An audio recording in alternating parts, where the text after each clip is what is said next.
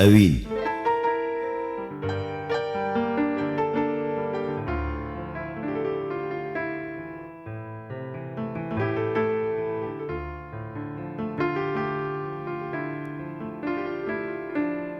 عاشقی خەندەی لێوانتم لە ماتەمە، عاشقی شادمانیتم لە ناو دەریای دەرد و خەمە، عاشقی پێکەنینێکتم لە گریانە، عاشقی ئاسوودەییتم لە ئازار و دەرد و ژانە، عاشقی تیشکی چاوانتم لە تاریکی شەوە زەنگە، عاشقی چلپەکانی تۆم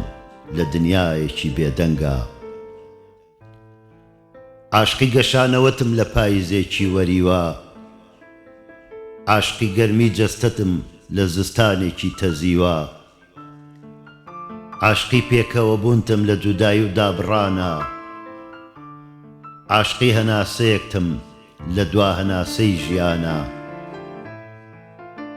عاشقی تووڕەبوونی تۆم لە جێژوانێکی هێمنە، عاشقی قەد و باڵاتم لە ناو هەزار شۆڕەژنە، عاشقی ترپەی پێکانتم لە وەستانە، عاشقی زوڵفەکەی ڕەشتم